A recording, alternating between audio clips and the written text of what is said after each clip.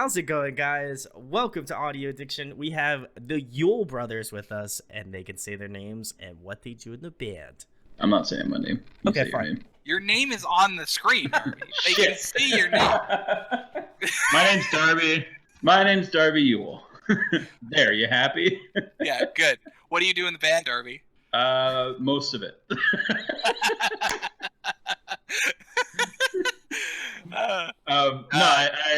I'm Darby. I write all the songs for the Yule Brothers. I sing for the Yule Brothers. I play guitar for the Yule Brothers. I do a lot of the synthesizers for the Yule Brothers. He I does play not piano do for the the Yule synthesizers for the Yule Brothers. You are starting to get into fantasy land, my dude. It's, Electric no. and acoustic guitar. Oh, really? People They ask have me the that. same number of People strings? ask me which one I play, and I always say both. And they're always very impressed. At the same time. Yeah. Darby's got the worst double-necked guitar in the world. We haven't even introduced Aaron yet. I'm Aaron. I play drums, and I actually do the synthesizers. There you go. And most of everything else, I get Darby to shows on time, which would not happen without me. So it's I would say it's a mutually beneficial relationship that has no other merits to it. I mean, you guys are brothers. I mean, that's the whole explanation behind Well, it. genetically.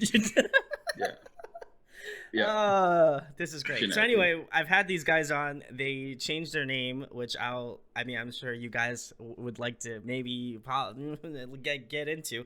But obviously tell the people what has changed over the course of time that we have not talked, which I believe it was 2019, like mid 2019 was the last time we talked. So there's a lot that has changed. Wow. So tell the people what's been going on, what's happened, and where you guys are at now, pretty much. That's it's a loaded question. The big thing is, I mean, you already touched on it, is our name change, which kind of just precipitated our album release, right? Like, so we have this. Yes, it rained albums. Sorry. That's not what it means. Sorry, I'll stop. Read a I'll book. stop. Read a book.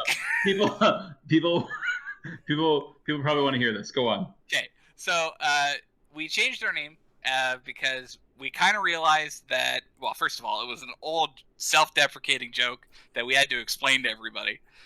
Turns out, if you have to explain a joke, it's not that funny. So we changed it to, I mean, really what the band's about, right? The band is about Darby and I playing music together. So we changed it to that, and on top of that, no one could pronounce it.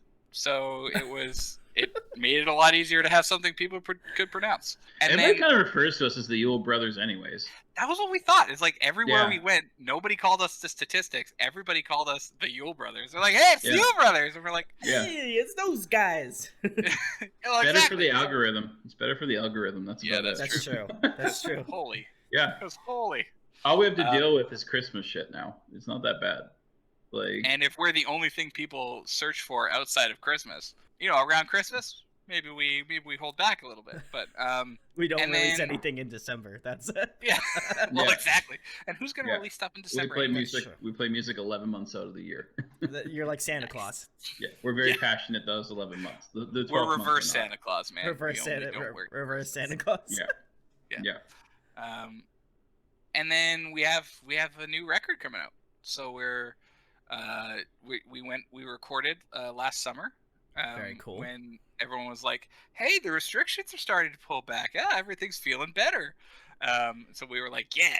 And so what we did was we hired all of our friends. Very cool. We hired. So the whole idea was, it really comes from like that whole thing in music where you're supposed to hire the best producer and all the best musicians, and you're supposed to get the most expensive publicist. And we didn't do any of that. No. And that is why you're on any here. of the right people for the job. No, at all. Well, we took it from a real perspective, like how we actually like writing music and what we think will actually get us the best product, right? Rather than just kind of hiring some guy who is expensive, we're hiring the person that we actually thought we'd enjoy making music with and would make the best music with. And honestly, it shows. Like, I think the songs we got are incredible, and they're so close to what we I think I had envisioned for them, and I know that Darby had too. Like what we had talked about and what we had wanted from them. Like they're so close to that. It's amazing. Yeah. Yeah. So Yeah. and it was like summer camp. Like Yeah. really, it was crazy. Yeah.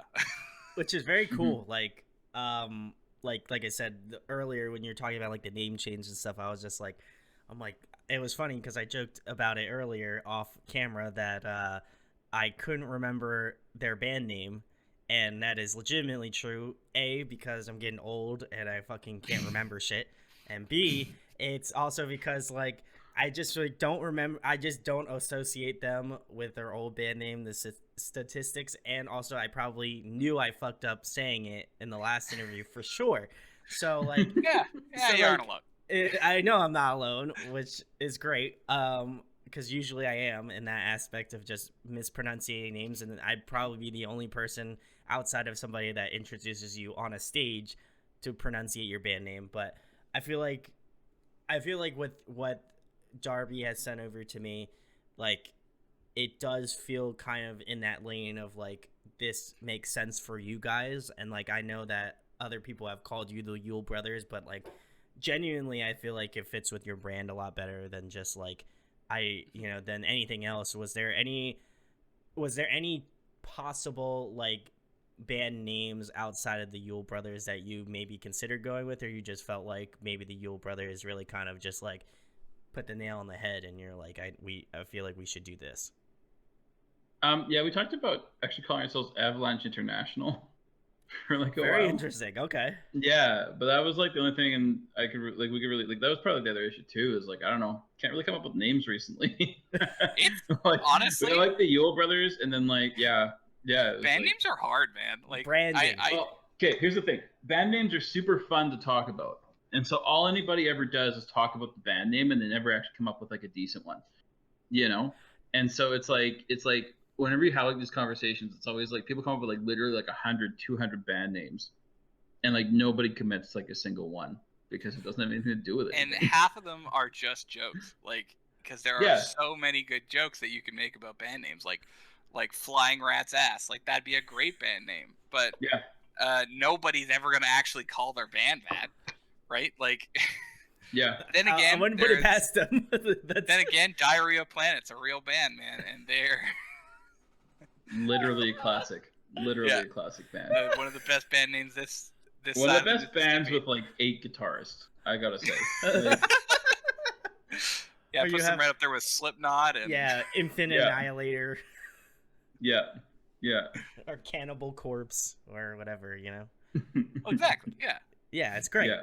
I mean, those are ones that you're gonna remember, but also like, that's a part of their branding, like, and so I feel like you guys like whether it was intentional or not, like the branding of it now just makes more sense. Like, obviously, again, your last name's Yule, and also like your brothers, and like that makes sense, in the context of that. But like, I think it also has like a dual meaning, and what Aaron was saying earlier about having like a family kind of esque thing going on with like the new record and stuff. I think it also kind of ties into that of like, having people that you consider family and helping you write like a new album and stuff, and like helping you do all that sort of stuff. I think in that aspect it's cool because like it is kind of a familial aspect of it. And was that something that you guys wanted to do with this up and coming release, where you're just like, I know that Aaron said like you guys got some of your friends, like was there any other ideas, or did you really feel like we needed to go and just pick out some of our friends and we want to like write music with them and like be able to put out something that really speaks for both of you guys, as well as just like some of your friends and their musicianship as well? Or like, was there any kind of ideas prior to what you wind up going with?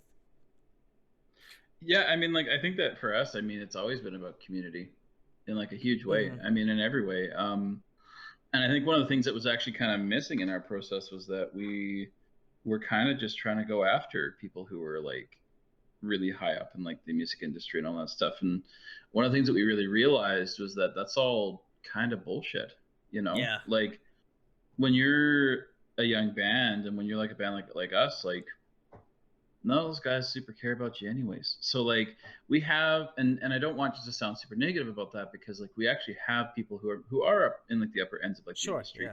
who have been really good to us and really good friends and all that stuff. And I would have worked with them in like a second, given the opportunity, right? But like I think that for us, we were looking at it like everything is part of our community. It's not just like it's not just me and Aaron. Sure, We really yeah. understand that it's everybody. And so we have stuff like, now we've recorded with all of our friends, and then we don't get to really play right now, but a lot of like our shows are very like community oriented, and we try and Sure, engage like yeah. a lot of people and stuff like that. And then our real plan is just to move our socials from like this like here's us talking at you to like this community centered kind of, like, we're actually talking about starting a Patreon Very cool. and moving everything over from like TikTok and Instagram and all the other bullshit to just having it like this is like our group of people. Sure. You know, because that's what we do, and we're not super interested in doing a lot of other things. And I think it's really easiest to get, especially in this kind of work, like, well, not work, but like in this kind of like industry, it's really Sure. easy to get mixed up, you know, and in what's important, you know. Oh, And that's agree. what's important. Yeah. Yeah, and actually getting to interact with people is so much more valuable. Like social media is, I'm just gonna say it, terrible. Yeah, I would agree. It's awful, and Yeah, it's been terrible for people in general. Yeah. and it's really bad for people. I was reading like a study yesterday that was saying that people only spend 4% of their time on social media being social. Yeah. Like Yeah. like anything That's they would, I can see that. anything That's they would nuts. consider social. Yeah. Like, so Yeah. 96% of your time is spent like passively browsing 16-year-olds Yeah. shaking their ass. That's what it is. Let's face it. Like, Yeah. To fucking novelty songs. Like that's what it's come down to. That's I would. It's like It is. everybody. It's a bunch of children shaking their ass to the Macarena. Like that's all this is. Like, Yeah. and I yeah. don't want to be part of that. I'm going to be totally honest with you. That's That is also- not something. Neither do I. Neither do I. That's. I mean, this Yeah. is why I have this. You know, this is why I Yeah. have bands on like this. Well, And exactly. otherwise, like, I wouldn't have social media. Like, I would be like, I would just live under a rock. This pretty much. You know what I mean? Well, Like, and that's the thing, is that it's so much more of a interactive. I actually honestly think that's one of the reasons that podcasts are becoming so popular, is they are more interactive by nature, Yeah. right? Like there's like, but that's been like our goal too. Has been like, instead of, we've almost went like the anti that stuff, right? We've almost went like the opposite. We're family, community oriented. We're making like music as seriously as we can, and yeah. we're doing like all like this stuff, like you said, like we named ourselves the Yule Brothers and all like this stuff. That's why, is because it's really important to us to do that. And I think that you know, whether it makes us famous doing that or not, at least we're going to be doing it in a way that we think is really important, you know. Yeah. And so, and that's commendable, because like, you know, I feel like a lot of the time I would say that generally for like the music community in general, like especially non-radio, non-pop stuff, I think people, like, especially within this style of like alternative music, I think they take a lot of pride in making like a community of people that, you know, care about their music. That, and I know I take pride in what I do in terms of like having bands on. Like, you know, you guys are like family to me, so like whenever I have the chance to have you guys or any other band specifically that I've had on in the past, or like, I'd love having them back on, because like for me it's a way for me to connect, you know, reconnect, and like, and know that, like, I mean, as well as you guys are releasing a new record, like it's also cool to catch up, see how you guys are doing, stuff like that. And like, you know, there's a lot of bands that I connect with literally on a weekly basis, so, you know, it's always nice to like, you know, come in, just like hang out, chat, like, and like know how you guys are doing as people, because I know at the end of the day, like, you know, obviously there's people that like just make music and it's just like kind of their thing, and they just like let it go, and they don't really care like at all if it's like a community based thing. It's just more of an outlet for them, and that's great, you do your thing. But like, my whole thing is just to have people that are like, yo, I didn't hear, like, I haven't heard anything about, the Yule Brothers in a while. And like, now it's cool to see, like, there's a video out there, like, telling you about like what they're trying to do and what they're trying to accomplish. And that's always a really good thing. And like, I'm glad that you guys have kind of taken the mantle of like doing stuff in a more community aspect, and like, really caring about your fans as like more family rather than friends. And it's tough. Like, I mean, I've been doing this shit for 5 years, so like I know how hard it is to try to build a community and like of people that like genuinely care about each other, as well as like care about the bands that I have on here. And so, as somebody who's been doing this for a while, like, I got to give you a lot of credit for what you do, because like it's tough, and a lot of the time I feel like music is more of a passive thing for some people. They just listen to it like when they're like at work or driving home or whatever. And like, hopefully this will inspire people that like your band to really invest and really take time into what you guys are going to create, because like it's cool. It's a very cool thing. So got to give you props for it. Well, don't get me wrong, we still have Instagram. And we still no. I'm not saying that. I'm just saying collectively. At the Yule Brothers. Add us at the Yule Brothers. We are really into influencers. We're like super into them. Yeah. Don't get me wrong. I want lots of but no, like, if you're trying to tell me Dr. Scholl's inserts for my shoes, you better bet I'm in there. Hell yeah. Dr. Scholl. This episode's sponsored by Dr. Scholl's. Now, Dr. Scholl and Manscaped. This episode brought to you by Nestea. The cool flavors. You allowed to post that? I'm gonna cut in, and I'll be like, "Hey guys, this episode is sponsored by Raid Shadow Legends." If you check the description right now, you can get a link to go get into Raid Shadow Legends. Don't guys spend any money on anything other than their advertising? Like, there's no way they have a game with how much money they spend on advertising. What's Raid Shadow Legends? I haven't even heard of this. It's a total. How have you not heard of this? First of all, I want to let everybody know this was a total bit. If I get sponsored by Raid Shadow Legends, that would be fucking hilarious. No, it sounds cool as shit. Are they gonna pay us if we talk about it? I don't know, man. I don't know how sponsorship. I mean, they have so many advertisements on YouTube. It's insane. Yeah. Really? It's like, yeah. You watch one thing that has like gaming in the comment section, and you can get it for years. Yeah. Okay, let's just put gaming in the comment section. Raid Shadow Legend. No, I'm kidding. But put gaming in the comment section. I will take my shirt off on here, like on our Instagram, Patreon, on our new Patreon, if it shows up right after we talk about it. If it shows up in the comments after we talk about it. I'm gonna get an email. I'm gonna get a cease and desist from Raid Shadow Legends in my email box. Yeah, it's gonna be on like a top tier part. We'll put it in for like $50 or so. They're gonna be like, man, listen, you guys talked about Raid Shadow Legends, and you are not sponsored by Raid Shadow Legends, so like, you need to stop that shit. Yeah, maybe we should try Manscaped. Manscaped. Yeah. No, we need to have a $50 tier where it says you'll take off your shirt. And then if you go up to the $75 tier, you don't have to look at the shirtless pictures of Darby. Oh, I was gonna say I use Manscaped on the $75 tier, but not on the $50 tier.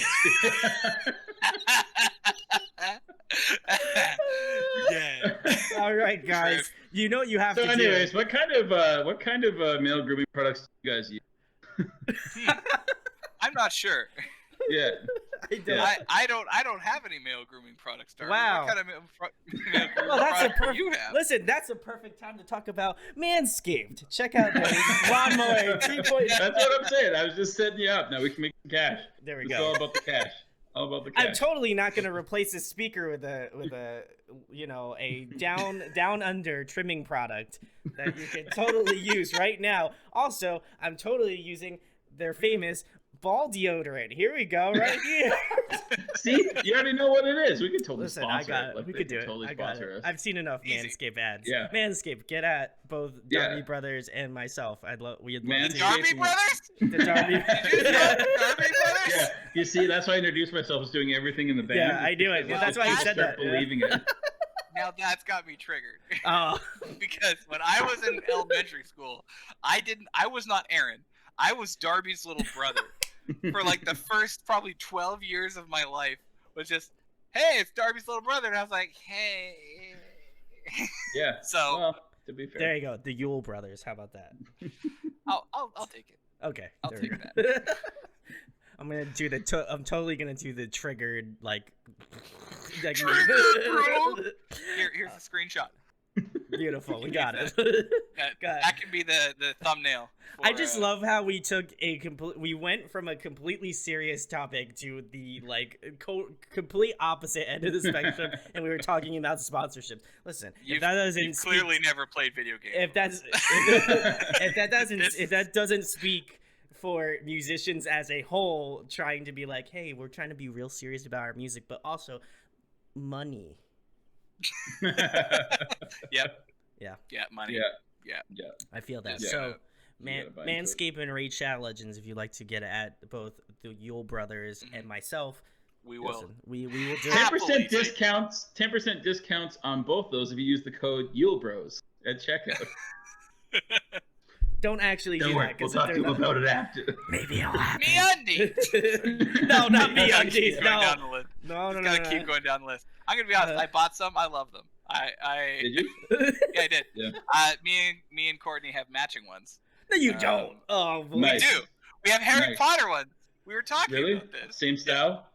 No, we got. Okay. I'm Can you obviously. actually explain? Can you explain who Courtney is before? Because nobody Courtney knows. is my girlfriend. My girlfriend and I have matching Harry Potter underwear from MeUndies Nice. for only $35 a month. Sponsored by MeUndies. She actually did the cover too. Like Courtney is did. actually somebody. When we talk about community, Courtney is somebody who actually worked with us, like who actually helped us, and She the did, entire so time. So she's doing all the. So we're doing a cover for each one of the singles, and she's gonna do all three of them. Yeah, and Aaron flat out told me, he was like, "You have to be the one to talk to her because she's my girlfriend, and I'm scared."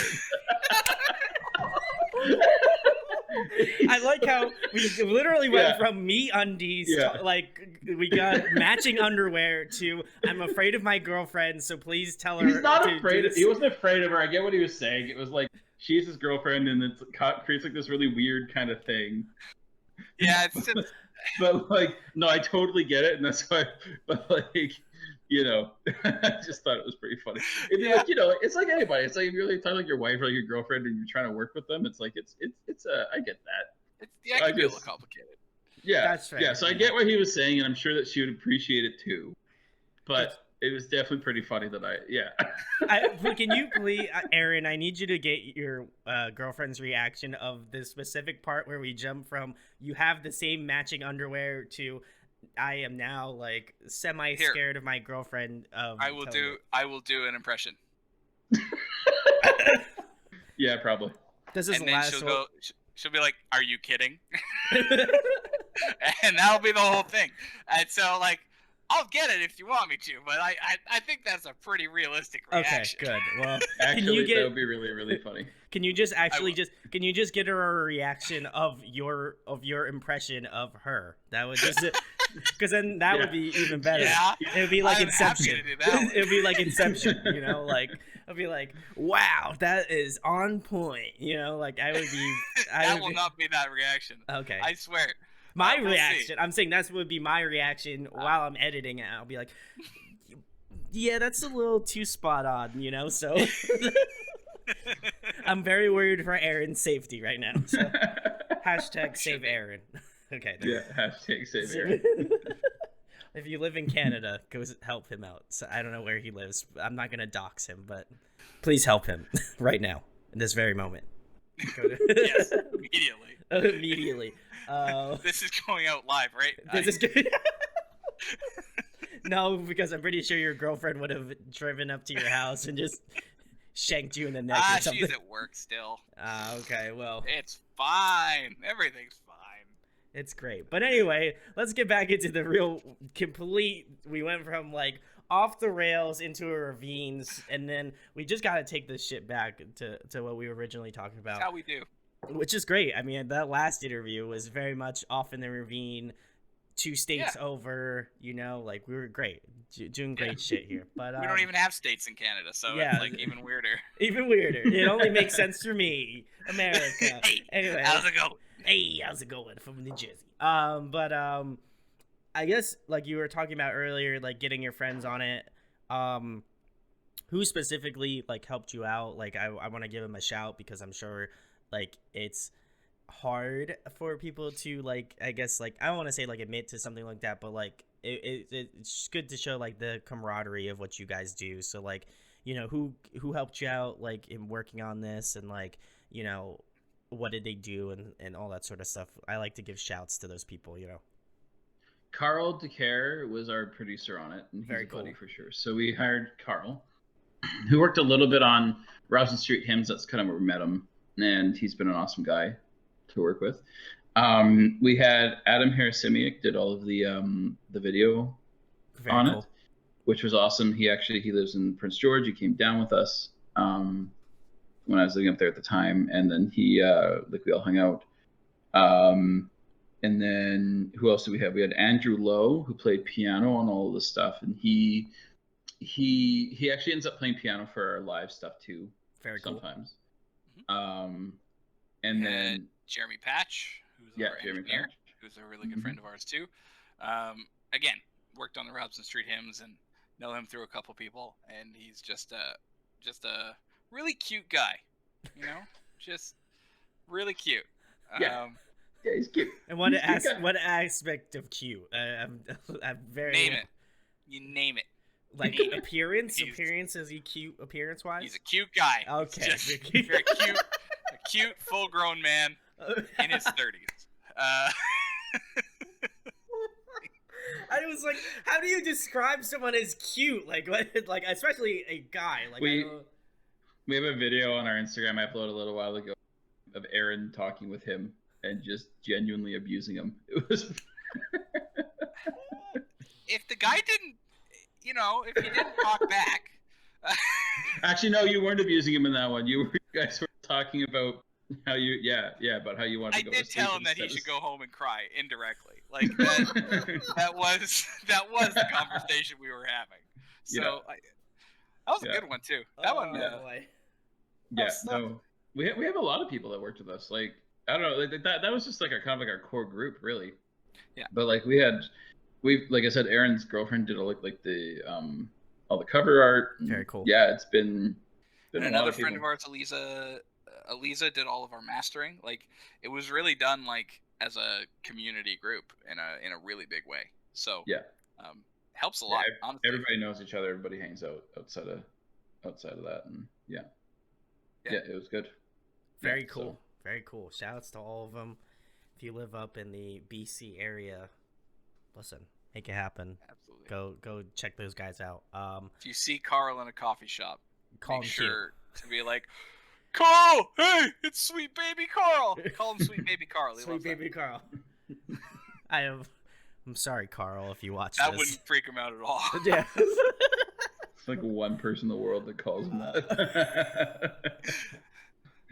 So it will be millions. And now will be everybody in BC will call him sweet baby Carl.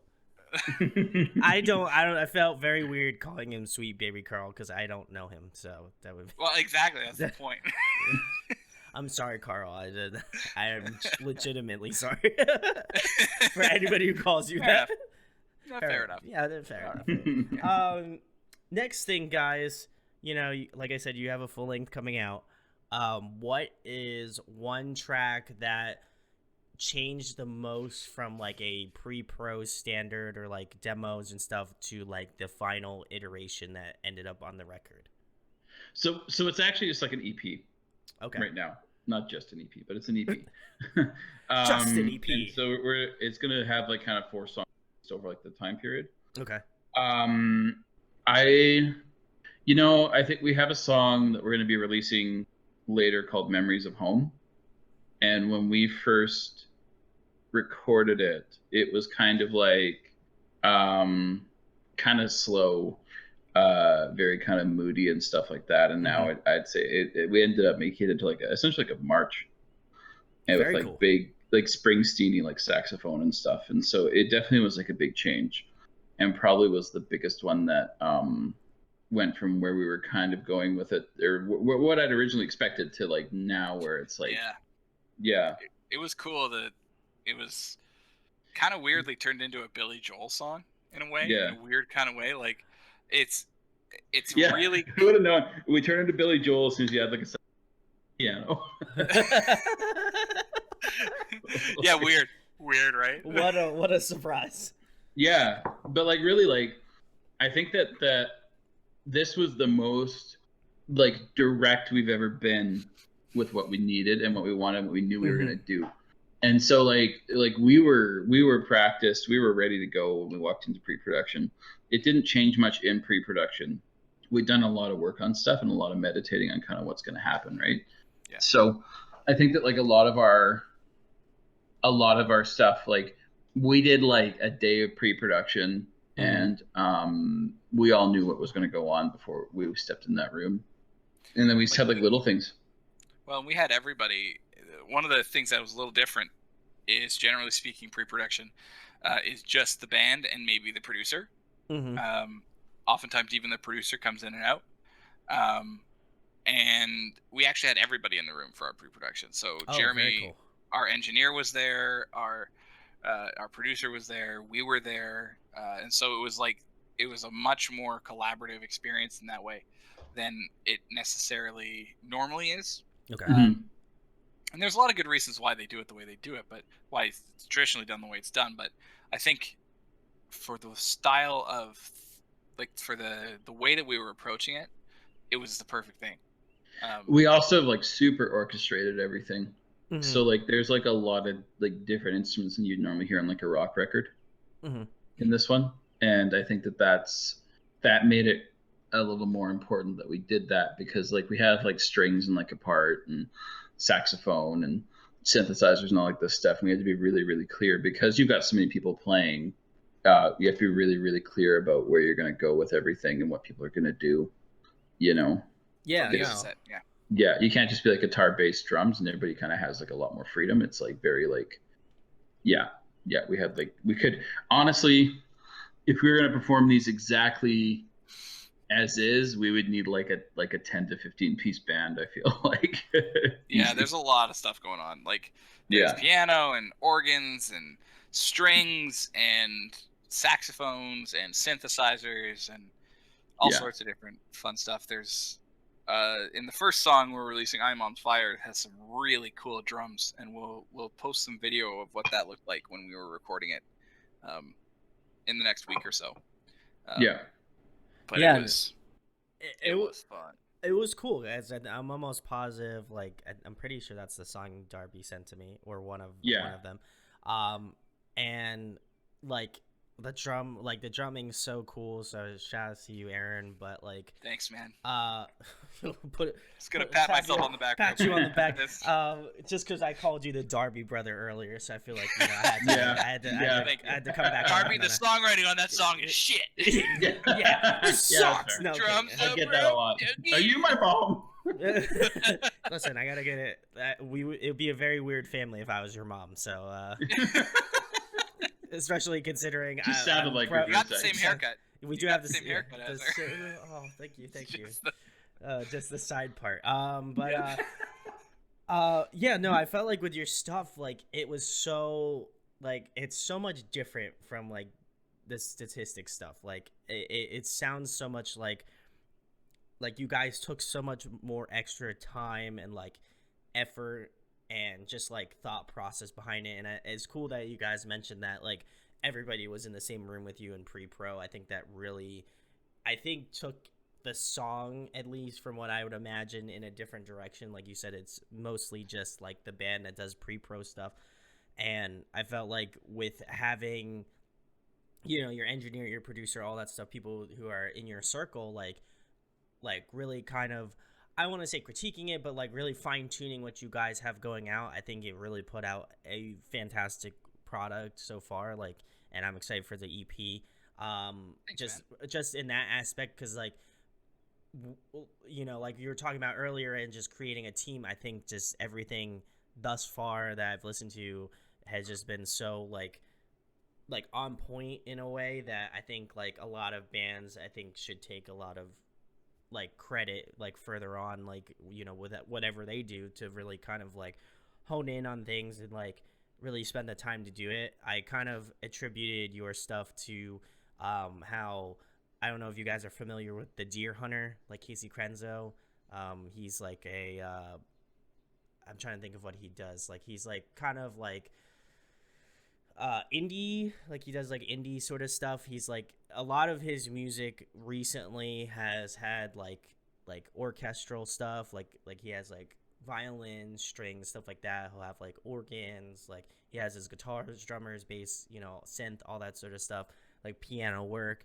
And I feel like you guys kind of take some aspect of that. Like he, like the way that he did it live a couple different times is he actually had like a live orchestra to help him like do some of the stuff like how he envisioned it to be, like in terms of like, you know, in an orchestral arrangement in terms of his music. And I think like, I feel like you guys kind of are in the same kind of lane of what he's doing, where like you guys are being really methodical about what you do, like you know what you want to add in there, and like having that team behind you to really kind of like fine tune and like almost to the point like nitpicking certain things to make sure that like what you guys are putting out is like, I think personally, some of the best stuff you guys have written.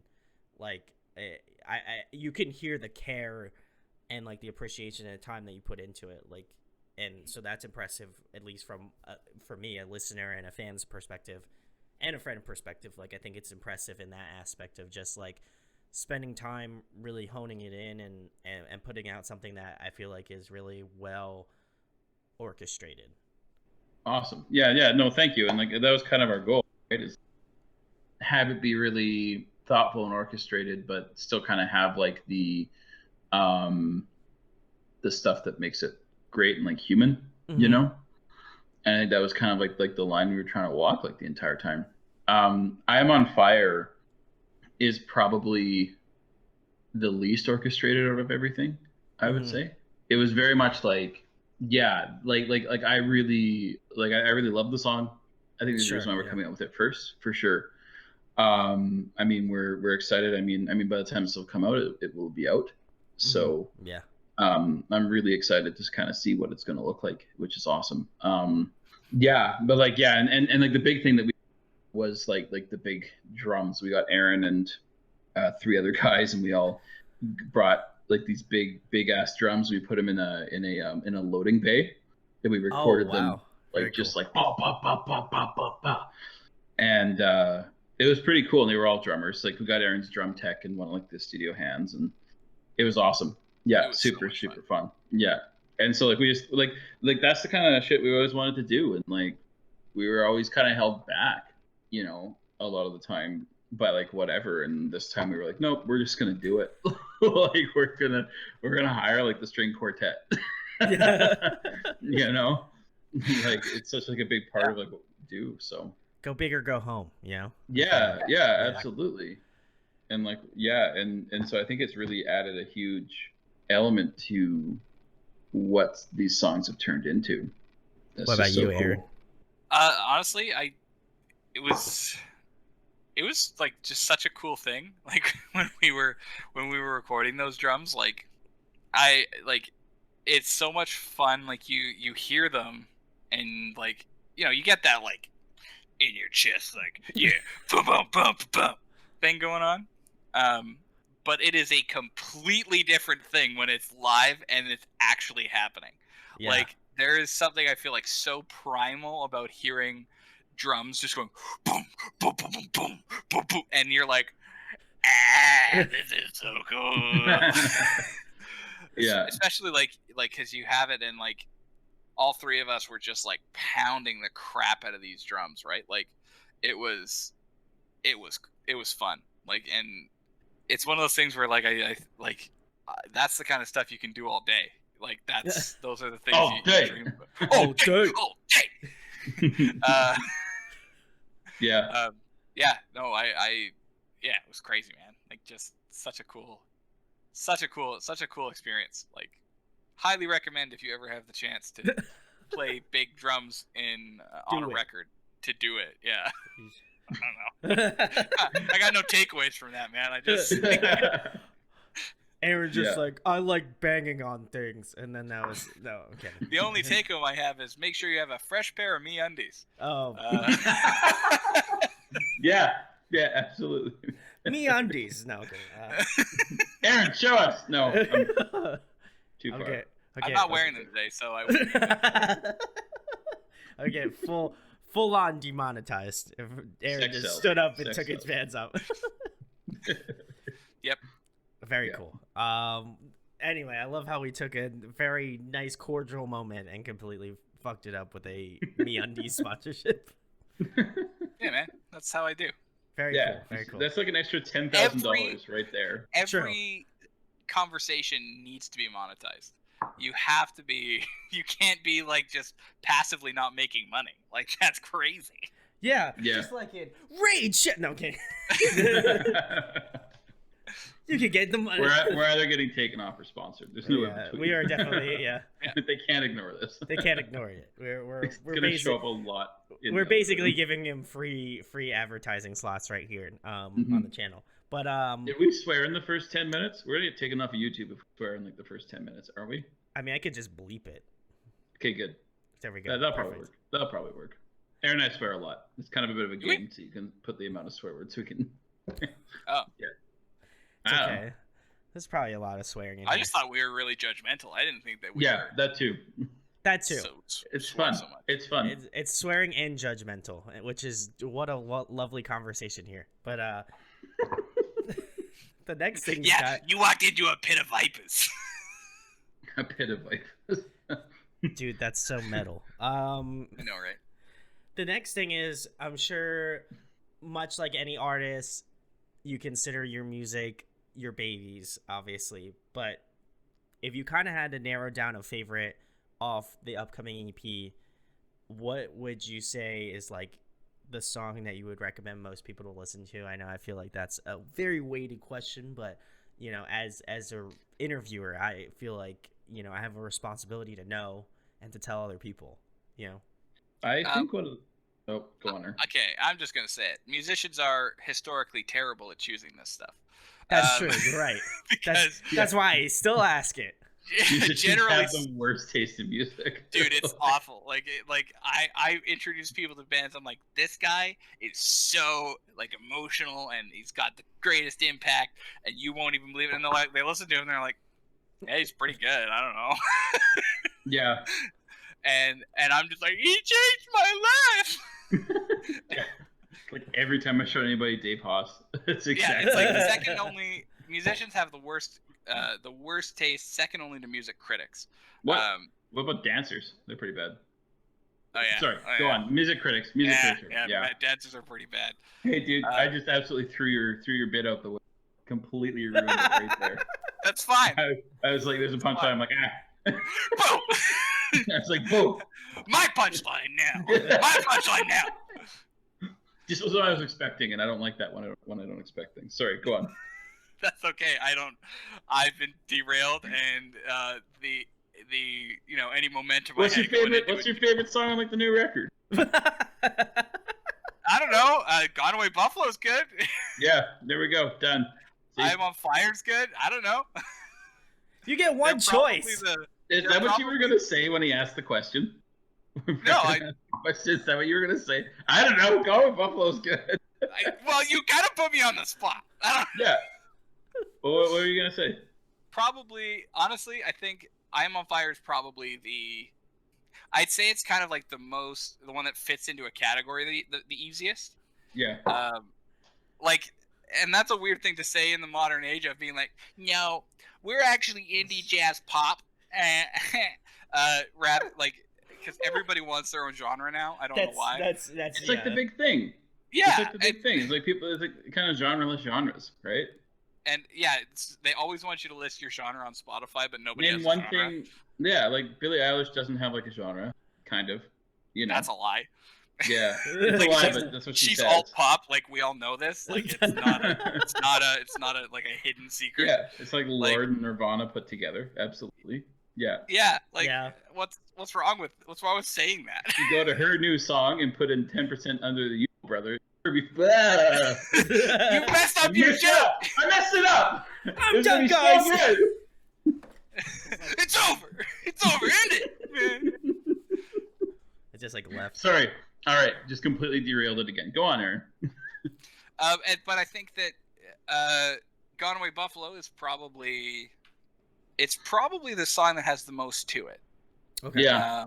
Like it's definitely it's when we're talking about orchestrated, it's probably the most. It's with the one we spent by far the most time on. Sure. Because it is a very simple song.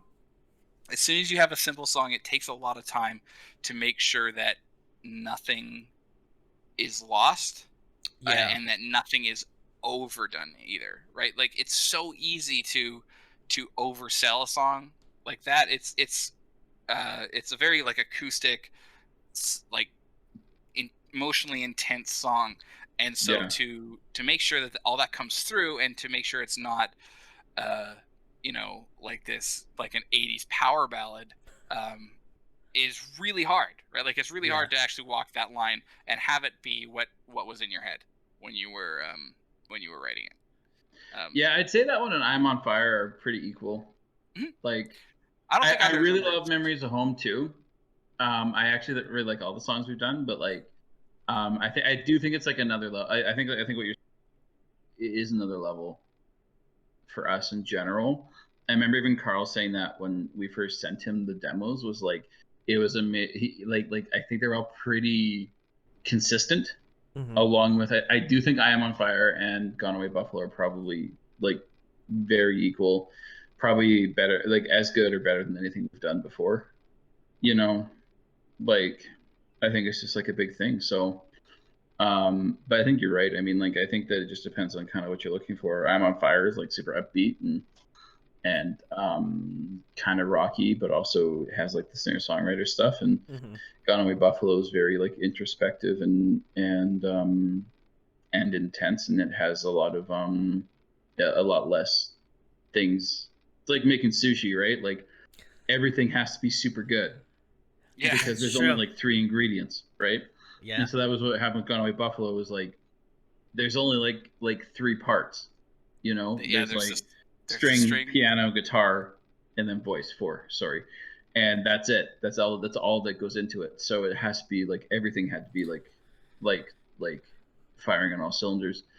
"I'm on Fire" was I think it just has like a lot of parts that I think are just super super rad, honestly. All like the hits and it's just like really big and open and free and lots of good stuff. So yeah, no. What he said. He's my brother. I agree with him. Sometimes. Yeah. Like I said, "I'm on Fire" was the one I listened to. I believe that's the only other one. I think that's the only one you sent me. But I can totally understand, like there's I wouldn't say there's a lot going on per se, but like it is like very open ended, and I think that's what something I enjoy about it, is just that it has this like encompassing sort of sound that I feel like if I was listening to it like on like a pair of earbuds, I feel like I wouldn't get the depth that I would like if I was listening to it on here, or like listening to it on like a Bluetooth speaker or something like that, like something where it's like loud and I can hear kind of the dynamics of everything. And for me, it's like I think like especially with the whole EP coming up, I'm gonna definitely try to like listen through to it on like nicer headphones and like spend time like kind of being more of a like active listener in terms of listening to this sort of stuff, like especially since you guys spend a lot of time in terms of the instrumental portion of it. I think it's I feel like I wouldn't be doing the song, like the EP and the songs, justice if I wasn't trying to like listen more intently to the stuff and like really paying attention to like the kind of like depth and stuff that you put into the new songs, and I could already tell that from "I'm on Fire" because it does have that depth to it. Do you want people to kind of take that sort of depth with what you guys are doing lyrically with the music as well? Like, what are some of the things I guess you talk about on this upcoming EP that you'd like to divulge? Yeah, I mean, like we kind of try to take care in every aspect of it. like, and so like lyrics were no exception. I kind of think that lyrics are one of these things that are like a really good lyric you can listen to on the surface, Mm-hmm. and it's good, and then you can actually think about it, and then it gets better, right? Yeah. So it just depends on kind of like a lot of stuff. So like, like, have you ever heard? Well, "We Are Young" by Fun. Do you Yes. remember that Yeah. song? Yeah. And everybody thought it was about getting high, but it's actually about like an abusive relationship. It is. You're You know what I correct. Yeah.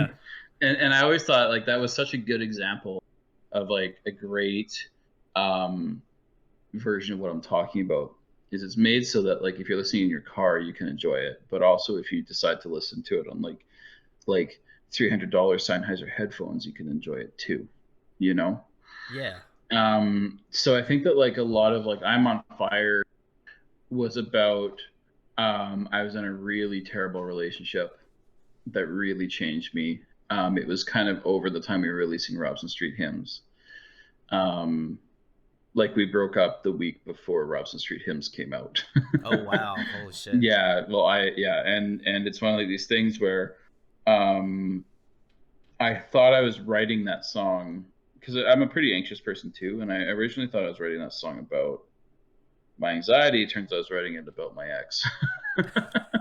and and I think it was one of these things where like you can listen to it and get into that kind of like mindset, and it could be for people who are in that. But like the fact is, like the song's really about getting up and being motivated regardless of what else is happening around you, and being able just to like kind of push forward. And so like and definitely running away from that situation and stuff. Like I think that like I was really I was lucky I got wise to it when I did. I mean, it was still like 2 years of my life, but I was really lucky that I realized what was happening Yeah. eventually and got out, you know?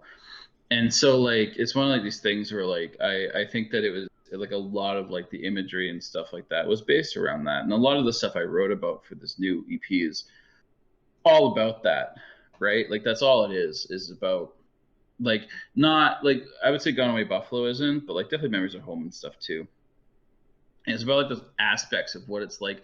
And it was the same thing, like we were like it was a really weird in my life and Aaron's life too, where like we were dealing with like a lot of loss and stuff. I mean, our grandmother also passed away at like the same time, Mm.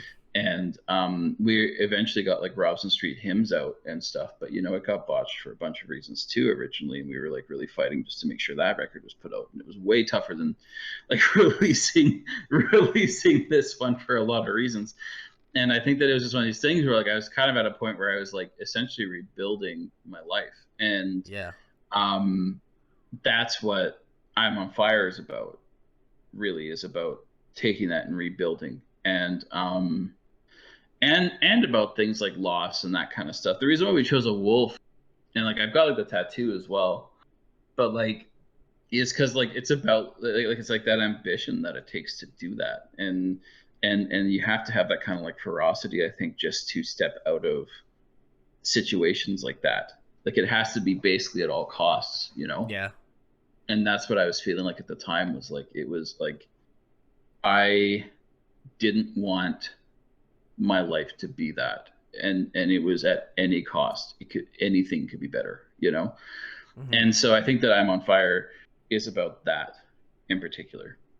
It's like you need like any like it's that burning fire inside you, no matter how small it is. It's about that. So yeah, I think and a lot of like the EPs about that stuff. So I think that as we kind of release more stuff, I think people are going to kind of see that as it's about all like these like really like one of my big things about songwriting is it feels like the deeper I get into myself and the more honest I am, the better the song Yeah. becomes.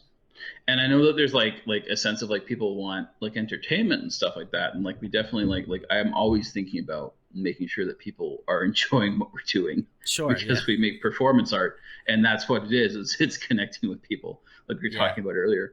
But I think there's like this other thing where it's like the more open you are, the more people identify with it. Yeah. I would agree. And I think that that's really important, is like you aren't going to get people to identify if you're not super open. Even when you look at people like Cardi B, believe it or not, like she's not open in the way I'm talking about being open. She's open in like her sexuality or whatever else, right? And like Yeah. she's like almost like so brutally open about it that people identify with it, you know? Yeah, But yeah. I think it's a like at least from my perspective, because like I listen to like a lot of the heavier like metal, all that sort of stuff, and like rock, Mm-hmm. like heavier rock, and I think like the way that I kind of translate your stuff, because obviously I don't come from the Americana like folk singer songwriter like space, but I love it because it's stuff that I kind of find assimilation with, in the aspect that it's cathartic. You know, like I think people that talk in like singer songwriter folk Americana stuff are just as cathartic, if not more cathartic, than people that are in metal, rock, that sort of stuff. Like everybody talks about different shit that goes on in their lives and that affect them on a personal or an emotional level, or kind of a combination of the two. And I think that artists that at least resonate with me are the ones that hit home, you know, hit close to home for me, and that I can like listen to those lyrics and be like, oh shit, like I've been through that exact thing in my life, or like something similar. And so those things definitely affect how much enjoyment I have for the band. And it's not that like I don't enjoy like a good pop track that doesn't mean shit lyrically to me, because like I still enjoy that because it's fun. And I know that you mentioned that earlier, Darby, but like I think stuff that kind of has a staying power with me is stuff that speaks to me in an honest way. And I think, you know, I think you guys do a great way of approaching, you know, I think tougher subjects that I feel like people obviously resonate with, but like maybe might not have the words in their head to like kind of put it out on like in their mind or something like that. And I feel like with writing in general, I think it's always just a really cool thing that hear that people, you know, not that I didn't think that it doesn't exist, but like it's cool to hear directly from people that, you know, you're writing about shit that is real to you, and like that somebody else might check out this interview or like check out your music and be like really like like thrown back by like how honest, or like, you know, how I guess like personal it is. And so like I think those are the types of fans that will really stick around for a long time, because they like know how personal it is to you, and that it's getting out there and they want to share it with you, that like people will come and reach out to you and be like, oh my god, I went through the same experience. And so like, you know, and it kind of ties back to the first things that we were talking about, like family and community. Like you build a sort of community of people that have maybe experienced the same thing or something like that. And so, you know, it's impressive. So I mean, you know, I applaud you guys for, you know, speaking honestly and being, you know, being like vocal about some of the shit that goes in, you know, that has experienced, you know, that you guys have experienced in your life. You know, it's important to document those things, but also to like know that, you know, you can get beyond it, or that you might, you know, be able to affect someone else's life in a positive spin, you know. Yeah, and you know, I think that's what it's all about. Is it's like honesty in those ways. I think is really important. I mean, Aaron and I come from like a punk background, right? Sure, yeah. So when you talk about like heavier music, I mean, like Aaron and I listened. Both were like And huge played.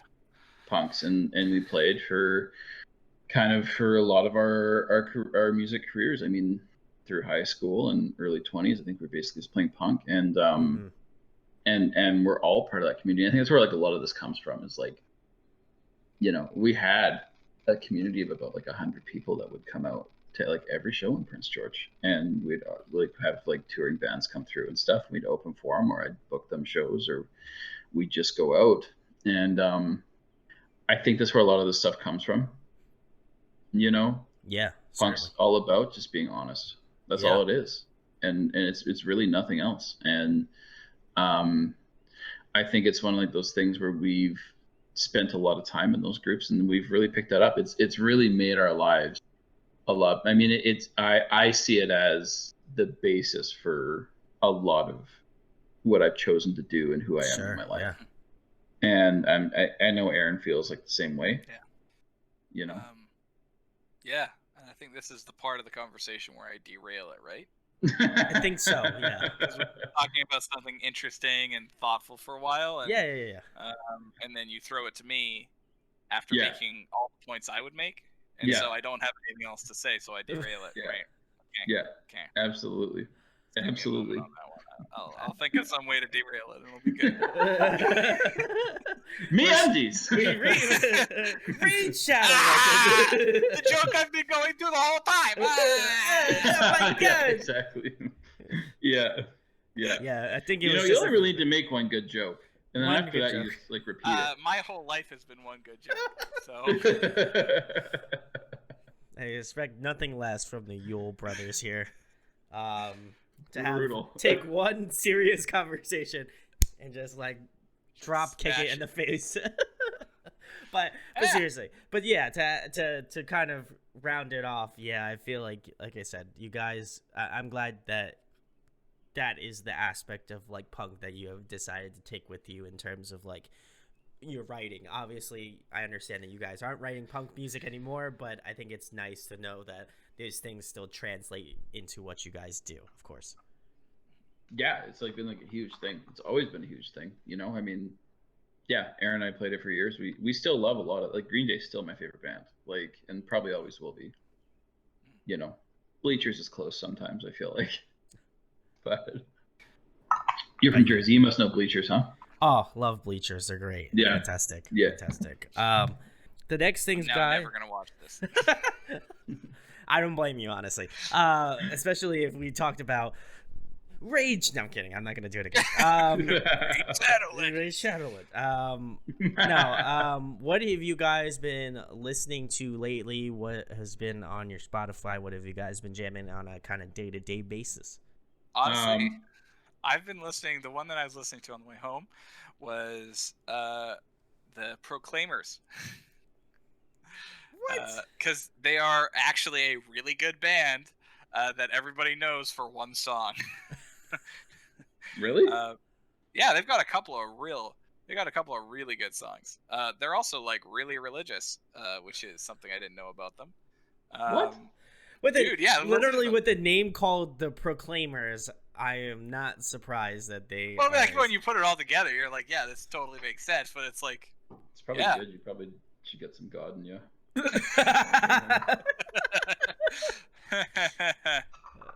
Yeah, man.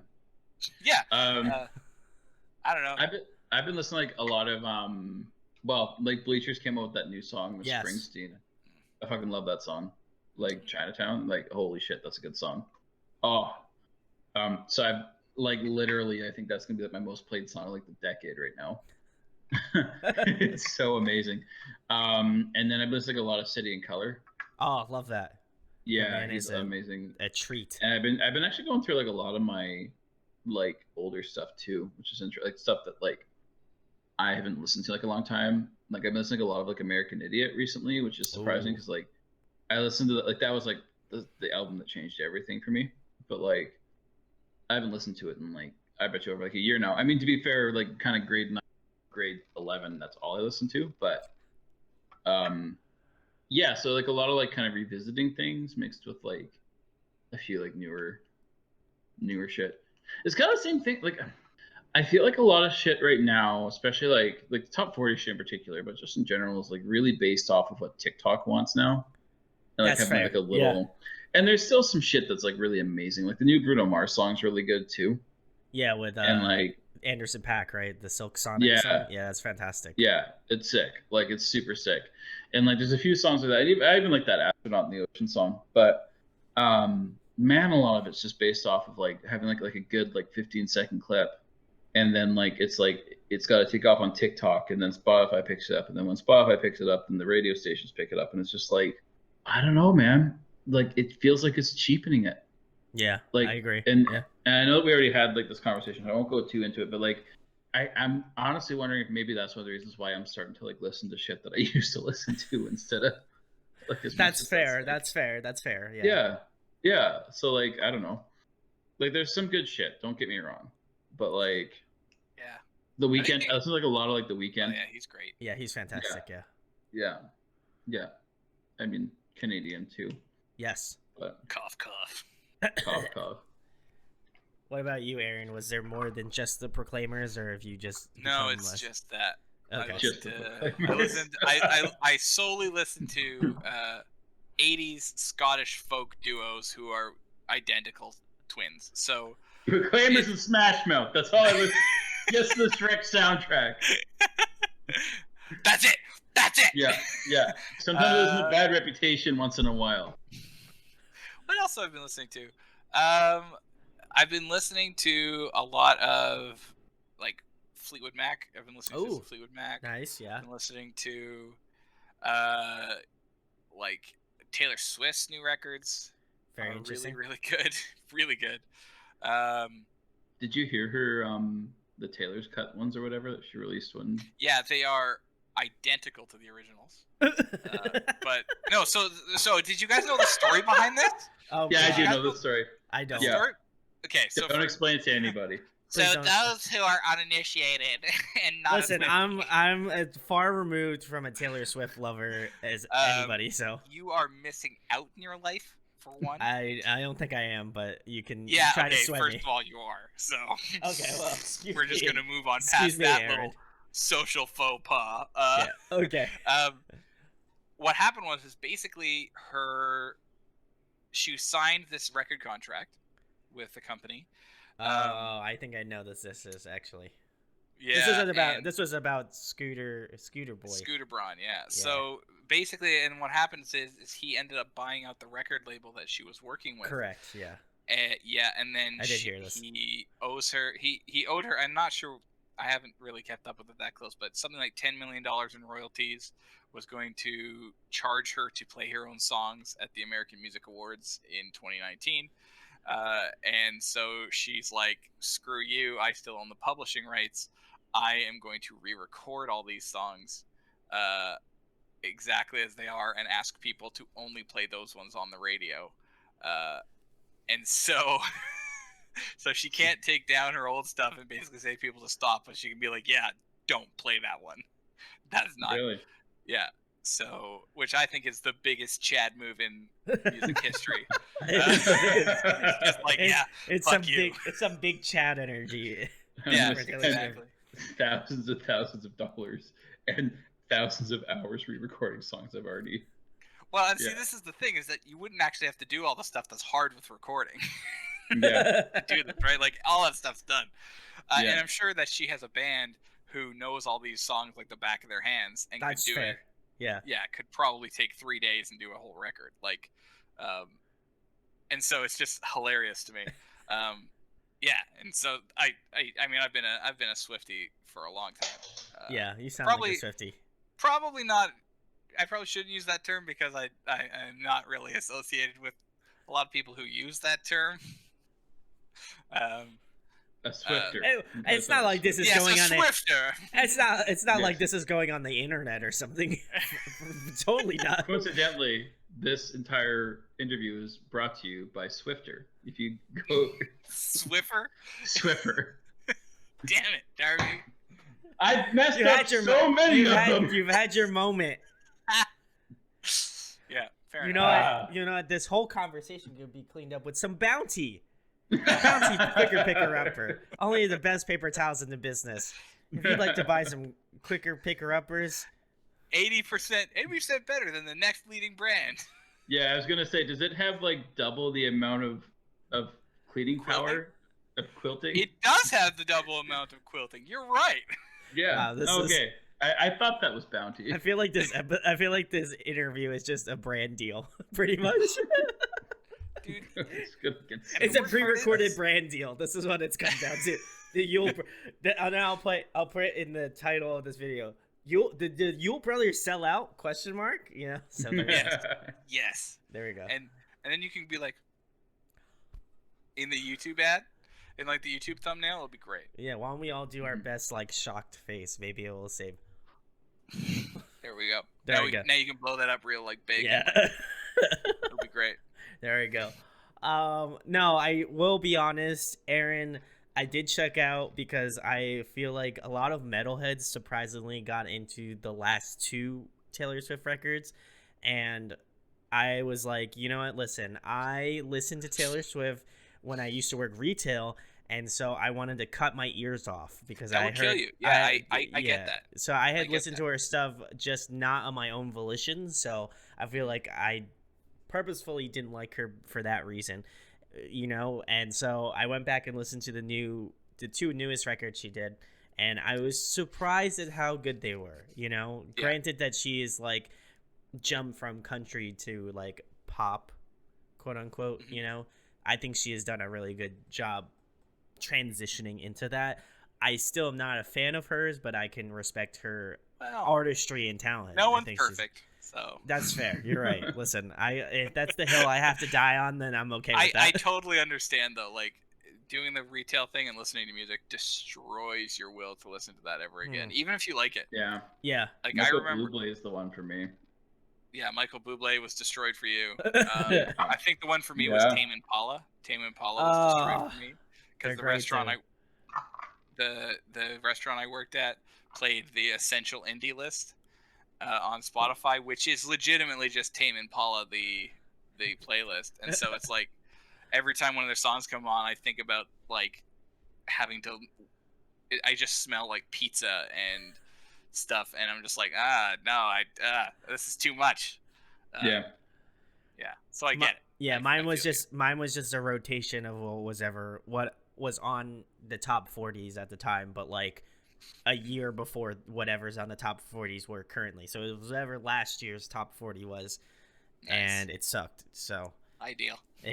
Not ideal in any stretch of the imagination. That was the best part of that is that it updates so slowly.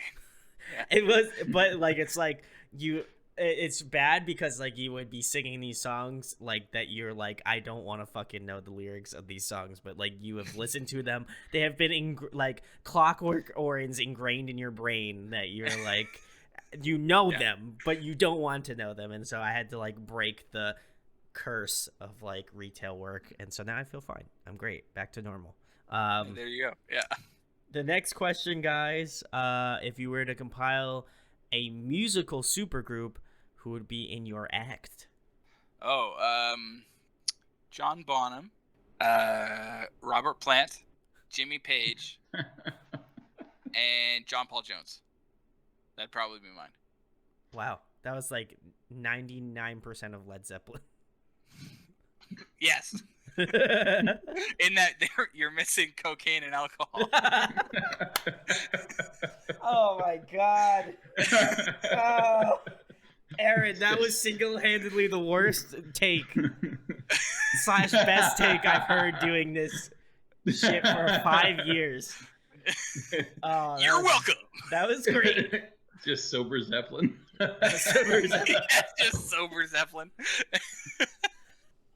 All of the hits we can't play because we can't drink or do drugs. So they don't sound like Led Zeppelin songs. You might actually be able to understand what Jimmy Page is saying, though. So That's fair. Yeah. Just throwing that out there. Like, the guy doesn't have that heavy of an accent that he should be sounding the way he does. Yeah. Oh my God. Aaron. Yeah. Anyways, that's my supergroup. Okay, great. I think that's good. Done. I feel like Darby was just like, I can't top this. So this is. No, I've got no idea. That was pretty good. That was great. It was all right till the cocaine and alcohol part.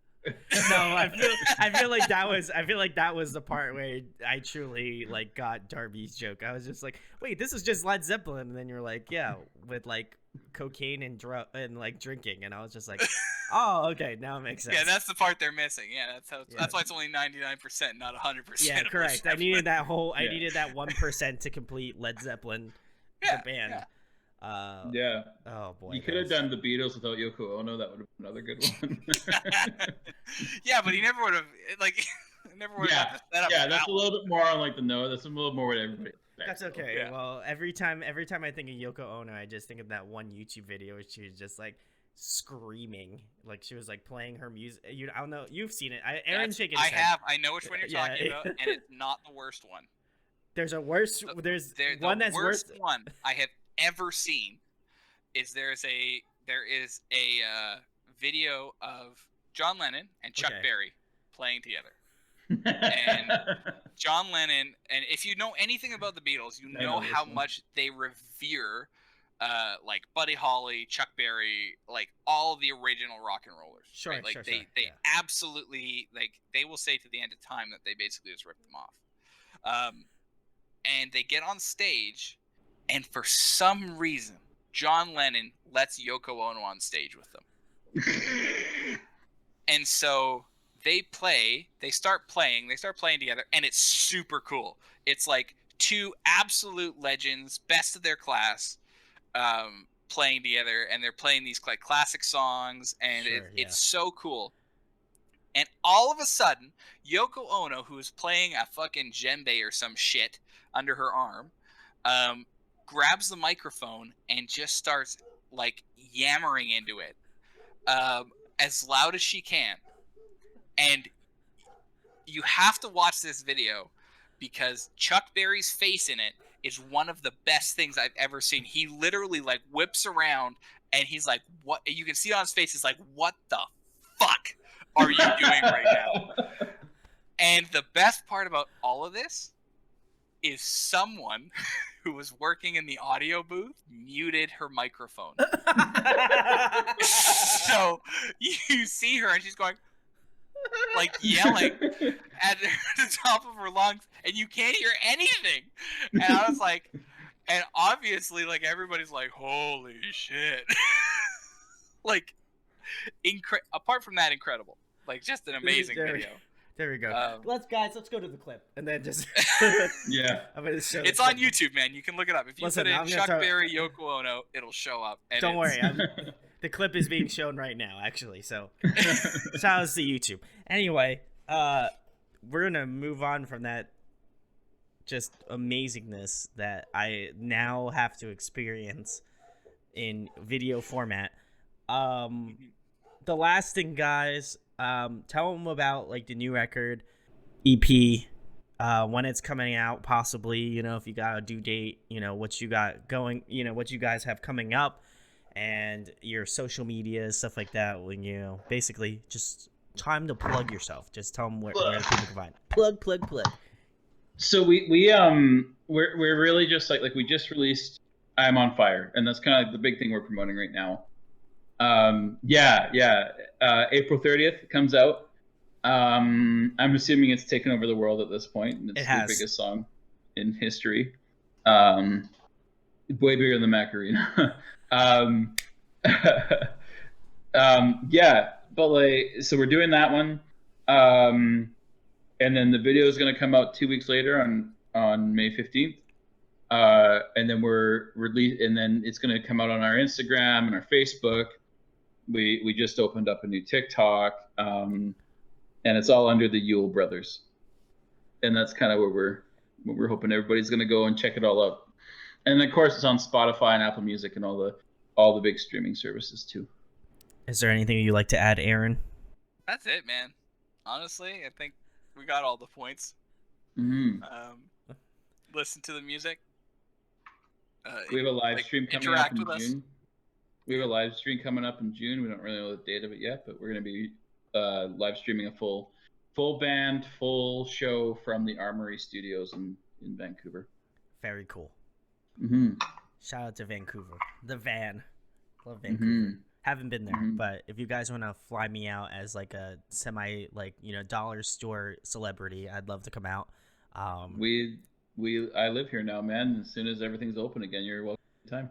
There we go. Vancouver, or people, give me your money so I can come out to Vancouver, because that would be great. But anyway, go check out the Yule Brothers. I will leave all the links in the description. You can find out about their band, their music. Go check out their new song, music video, because it will be out when this video comes out. So I will leave a link to go watch the YouTube video. Go check it out. You know, make sure to put Yoko Ono in the comments so we know that you watched the entire thing. Because otherwise, how are we going to know? You know, people don't know that. So now, if I know you watched the entire video, now it will be Yoko Ono in the comments for some reason. So go check them out. Very cool, longtime friends of the channel. So go show them some love, and hopefully they'll be doing that Patreon thing soon. So if you want to support them a little bit extra, go do that on there. If you enjoy our content here on Audio Addiction, please subscribe, hit that thumbs up, share it. Also, if you want to tag Raid Shadow Legends and Bounty, Get us the Tabor. some of that Listen, we sweet, need sweet some cash. sponsorship. MeUndies, any of those people that would like to work with either the Yule Brothers or myself. Listen, we already gave you the spotlight time here. We need a check. Cash. Yeah, $5, $10. I don't know. I'd do it. I would take it. Matching underwear, matching Harry Potter underwear. Yeah, fuck you. It's awesome. So if you want to make those sponsorships happen, that'd be very sick. I mean, listen, who wouldn't want to get paid to play Raid Shadow Legends? Okay, sorry. That's the last pitch I'll do for Raid Shadow Legends. But no, it's not. it's definitely not. That will not be the last time. I will try to insert that joke wherever I can at any given time. So, seriously, go check out the Yule Brothers. And again, if you like the content, subscribe, share it. If you don't ask for it, you probably won't get it. So I ask for it every single time I do an interview. So thank you guys so much for checking it out. And thanks to the Yule Brothers for coming on and chatting with me tonight. Thank you. Oh, man. Thank you for having us. Yeah.